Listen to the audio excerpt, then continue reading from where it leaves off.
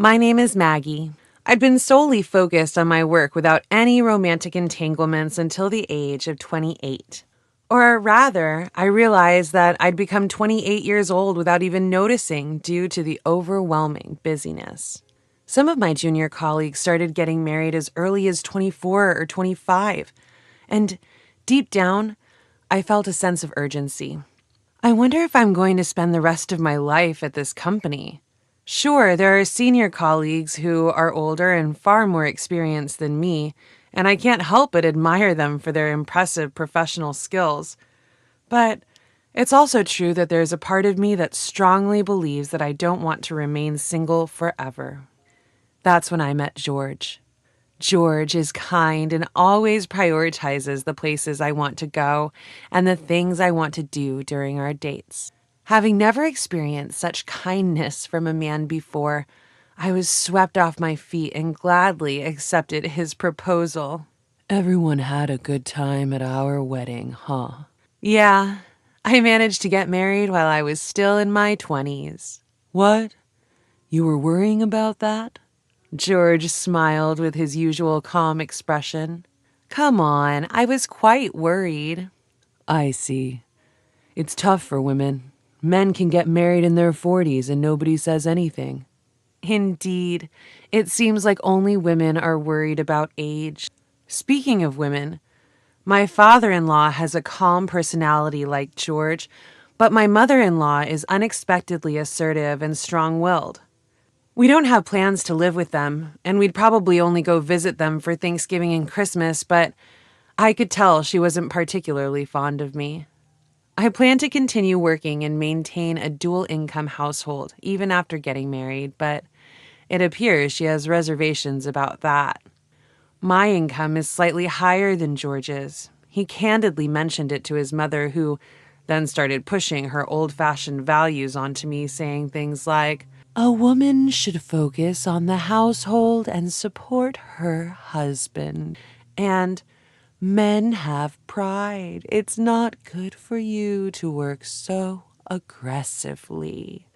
But in this uncertain time when layoffs and cost-cutting measures can happen, I feel the need to save up at least until we have children. George agrees with me on this, but in front of his assertive mother, he's usually overwhelmed. I should probably avoid unnecessary interactions with my mother-in-law, I thought to myself. "So, which travel agency are we going with?" George's voice caught me off guard. A wedding is a major event in life, but there's another important event that remains: our honeymoon. I can't decide.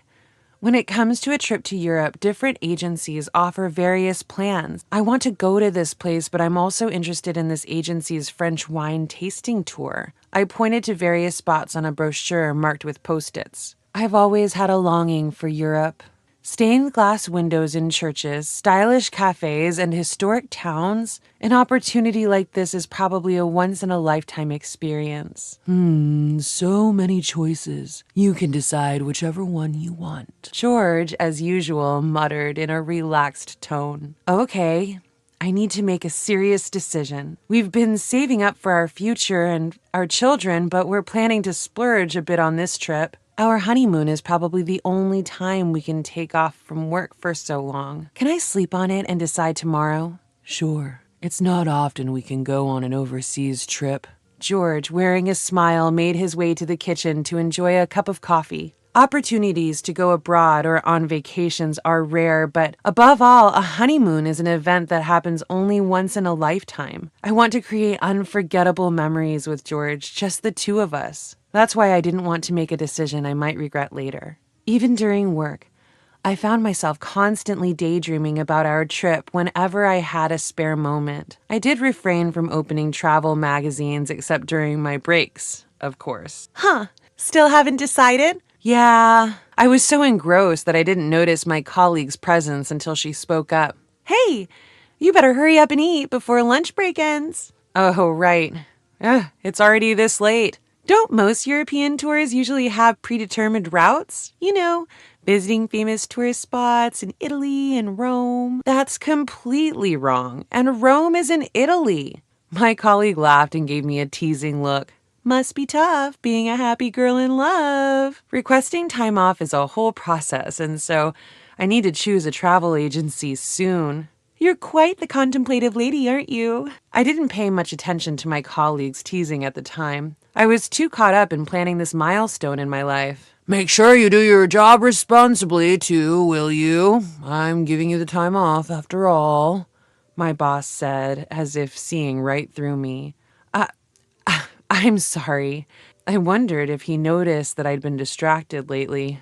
I need to pull myself together. I opened a file on my computer and started working. I need to focus on my job. I've decided to go with this travel agency's tour. Sure, it's great to hear you found a tour that you like. I must have spent over a month, maybe close to 2 months trying to decide. I wonder if there are really people who agonize over a trip for such a long time. I must have caused a lot of trouble for the travel agency. I'm sorry for all the trouble I've been making, a bunch of inquiries, even about the tour details. The female staff at the travel agency gave me a warm smile. You two are going on your honeymoon, right? Yes. It's normal to take your time thinking about your honeymoon. It's a once-in-a-lifetime journey. We've even had a client who spent 6 months planning their trip alongside their wedding. I was genuinely surprised at the mention of 6 months. Is that so? Despite my murmuring, she maintained her smile. An overseas trip is different from a domestic one. There's a sense of something special. Our job is to provide a trip that will be a wonderful memory for our clients. I felt relieved to hear those words.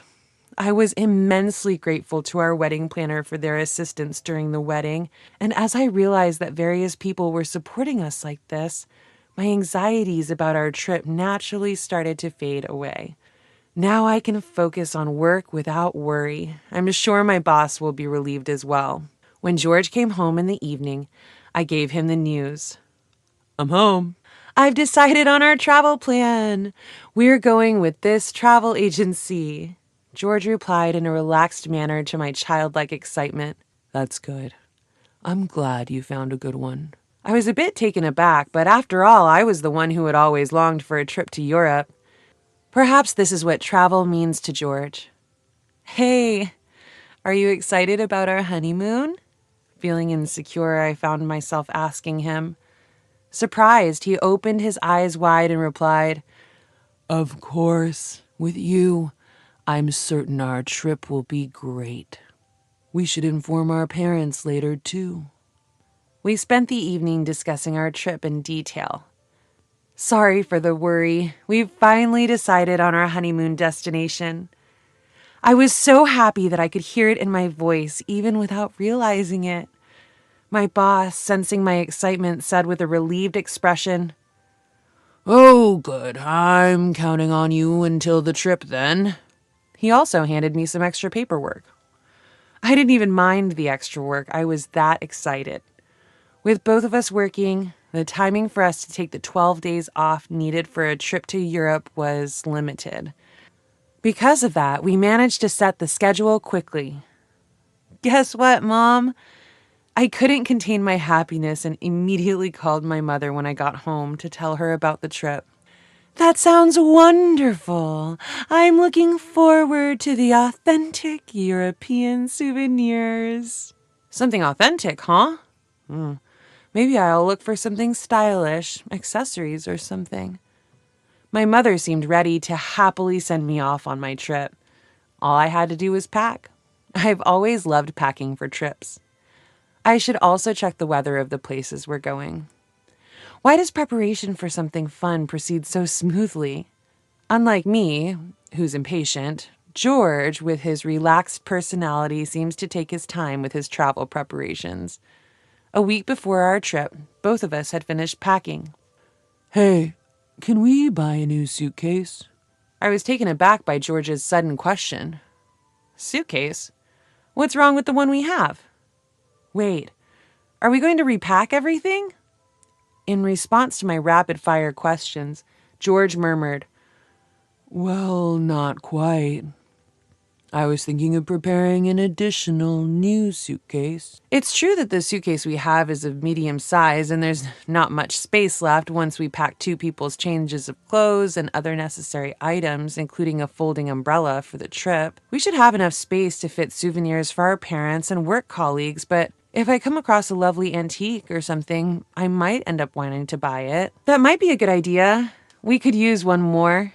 When we have to carry them, you and I can each hold one. Yeah, thank you. I was genuinely happy that George showed interest, as he rarely voiced his opinions during our wedding planning or previous trips. And then it was the day before our honeymoon. I felt my heart race with excitement as I realized that tomorrow was finally the day of departure. What if I can't sleep tonight? But it would be a shame to feel sleepy during the trip. While I was preoccupied with such thoughts, I heard the doorknob turn. I'm home. Hey, I'm worried I won't be able to sleep tonight because I'm so excited. George? George, with a solemn look on his face, started to speak. What could he want to talk about the day before our trip? There should be no issues with our passports or documents. What's up? He began speaking. About my parents, Then a shocking phrase slipped out of his mouth. I was planning to ask you to take care of my parents' plane tickets, but I forgot. Do you think it's still possible to make an arrangement? For a moment, I was unable to comprehend what George was saying. Wait, what are you talking about? When I asked, he explained. I told my parents about the trip after everything on the itinerary was finalized, but they got upset, saying that it's normal for the groom's parents to tag along. By any chance, have you already purchased their tickets? I felt my blood start to boil at the sudden and unexpected conversation. What are you talking about? A honeymoon is supposed to be for the couple, isn't it? It's absurd for parents to come along. But my parents were overjoyed when I told them it was a trip to Europe. But just because they're happy, we had just gotten married and this was supposed to be a special trip for us. Does George think of it as a regular family trip? Then suddenly the doorbell rang. Without making eye contact, I glanced at the intercom screen and saw George's parents. Contrary to my shock, George casually responded through the intercom. I'll open it now. And quickly let them into the living room. Sorry to barge in like this. In my mother-in-law's hand was a bag stuffed full of luggage. Mother-in-law? Taking advantage of my stunned silence, my mother-in-law kept talking. A Boston bag might not be suitable for a flight. We heard you guys prepared a suitcase for us. The suitcase was for them? I felt a sense of weakness wash over me. As I looked at George, he had an expression as if this was all to be expected. I don't want to argue with my in-laws, but I couldn't back down on this matter either. After all, we had spent so much time planning this honeymoon. Plus, there's no way we could get additional tickets at this point, and I verified online that the tour bookings are already completely booked. This is our honeymoon, you know. But my mother-in-law answered in a very matter-of-fact manner. So what? George wasn't taken aback either. My father-in-law was standing behind my mother-in-law holding a huge amount of luggage. A honeymoon is usually just for the couple. In response to this, my mother-in-law replied, Didn't you come to marry into this family? It's only natural that a wife serve her husband's family, isn't it? I understand if it's a family trip, I would gladly go on the trip with the two of you, but a honeymoon is different. Honeymoons and family trips are the same thing. Then how was it when you went on your honeymoon? I was gradually getting irritated, but my mother-in-law, with a triumphant look on her face, responded, At that time, my mother-in-law had a bad leg. It's a daughter-in-law's duty not to push her too hard, isn't it? So you didn't take your mother-in-law on your honeymoon, did you? My mother-in-law was clearly displeased. I knew this would happen the moment I decided to stand my ground. What a difficult girl. We packed with excitement for our trip to Europe, you know. Excitement for our trip to Europe. Just hearing those words made all the struggles and joys I had experienced rush through me, and I couldn't help but feel tears welling up. Hey, Maggie, isn't it okay if they come? I heard George's voice coming from beside me. The more the merrier. If tomorrow doesn't work out, we can cancel and look for a place for the four of us. Huh? As I looked back in astonishment, my mother-in-law joined in with a mix of laughter. That's right. Oh, I have an idea. How about changing it to a trip to Paris? I want to brag about it to my friends. Her words even made me feel dizzy. I'm holding back because I have my own pride, but to be honest, I feel like bursting into tears right now. Before I knew it, as if weighed down by my mother-in-law's pressure, I found myself sitting on the floor. Then, from above my head came a totally unexpected sentence. It was from George. I had no idea you hated my parents so much. Huh? Looking up, I saw him looking down at me with a stunned face. My mother-in-law also chimed in. That's right. It's terrible. I couldn't stand their voices anymore, and I finally screamed hysterically. Why am I being treated like the bad one? It's our honeymoon, for heaven's sake. Why are you ruining such an important trip? George showed no sympathy for my outcry. Of course, he didn't seem to care either. You've been acting strangely lately. Huh? Every time you open your mouth, it's all about our honeymoon. You're not being rational. George said this coldly. Mom, Dad, sorry. Could you go home today? You can leave your stuff here. While saying this, he took his parents to the front door. At the front door, my mother-in-law was making a fuss, but I couldn't hear what she was saying. When he came back after a while, he spoke. Let's cancel our trip for now. Take a moment to think rationally.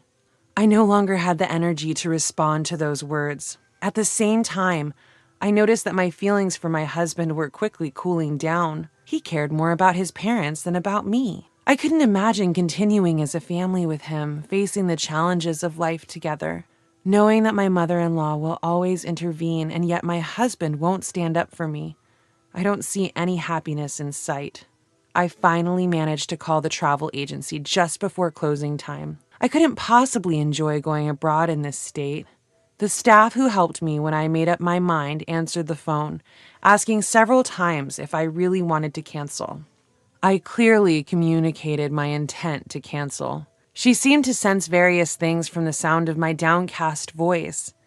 She briefly explained the necessary points, such as the cancellation fees. I no longer had any feelings of disappointment. It was purely procedural matter. Then, several days passed. During the next few days, there was no conversation between George and me. Our last conversation ended with George saying, We'll resume the conversation when you've had a chance to reconsider. But I don't think I did anything wrong. Neither of us apologized or tried to continue the conversation. It was just before dinner when my husband suddenly put a divorce document on the table. I'm taking my whole family on this trip. If you don't like it, we're getting a divorce. George said it with a frustrated attitude. Strangely enough, I accepted this as George's answer without much hesitation. I responded right away. Understood. We'll get divorced. What? The one who was surprised was George. Are you serious? Divorcing over just a trip? You're the one who brought the divorce papers. I occasionally glanced up at George's face as I carefully filled out the divorce papers, making sure there were no mistakes. People might think it's just over a honeymoon, but this man doesn't cherish what's important to me. He won't protect me when it matters. Could I spend my life with such a man? He should go on the trip with his parents if he wants to. I don't need a bleak future. George, unable to back down now, also filled out the form with shaking hands. I'll bring this to the family court tomorrow. I said this as I took the divorce papers from George's hands. A tiny voice saying, "Oh," slipped from George. He may actually be regretting this. But I've made up my mind. This is how our divorce was finalized. Of course, my parents were surprised when I told them about the divorce. My mom suggested that I reconsider, but when I told her about the honeymoon and my former in-laws, she seemed dumbfounded and said cheerfully, It's a good thing you cut ties with that weird family. I do regret that I caused trouble for my parents and our wedding guests. My colleague who used to tease me as the troubled maiden seemed a bit uncomfortable for a while, but when I said it was the right choice to break up with a grown man who's still dependent on his mother, she seemed to get back to her usual self. On the other hand, it seems that George vented about me being heartless to his colleagues at work. He intended to highlight my lack of common sense, but instead his own absurdity was exposed and quickly spread within his company. He seemed to receive a lot of criticism from his female colleagues in particular, and apparently became known as a mama's boy. He himself was shocked by the gap between societal norms and his family's way of thinking, which led him to make a series of significant mistakes at work. George, who was previously regarded as a laid-back employee, has now transformed into an incompetent and irrational employee. According to a mutual friend, it seems he is going to be transferred to a small branch office in Nebraska. But the situation there is quite severe, and it's obvious that he, who was sheltered and raised by his mother, will eventually quit. By the way, since he suggested the cancellation of our trip, of course I had him pay the cancellation fee in full. I've dealt with a lot, but I'm still a bit hurt. When I let out a sigh without thinking, I made eye contact with a senior colleague passing by. I was taken aback, but she looked at me and said, "Solo trips aren't so bad, you know?" She is very competent at her job, but she always seemed a bit distant, and we didn't have much of a private relationship. I was a bit surprised when she suddenly started talking to me. "A single life isn't bad either." "Huh? I'm actually divorced." She flashed a charming smile as she spoke. There was no trace of tragedy in her smile. Rather, it looked refreshing. "Really? I had no idea." "You see me as someone fully dedicated to work, right? In the past, I was desperately trying to become the perfect wife. I kept pushing myself beyond my limits, constantly restraining myself. I didn't know she had such a past. Until now, I thought I was only interested in work, and she always seemed perfect in my eyes. I was pushing myself too hard. At that time, a bunch of my colleagues got married and quit their jobs all at once, and I guess I was in a rush to get married too." "I felt the same way," I found myself saying naturally. "When I save up some money, I go on solo trips. You know, being alone can be quite nice." "Is that so?" "Why don't you try it once you've saved up some money? Of course, I wouldn't mind accompanying you." I couldn't help but smile at her words, and before I knew it, we were both laughing. I realized I might have been shackled by society's expectations of happiness. I want to become a free spirit like her, not bound by anything. What is my happiness? Is it working? Or maybe having hobbies? Maybe I might find a true life partner, someone who isn't my ex-husband. In any case, I have plenty of time to think.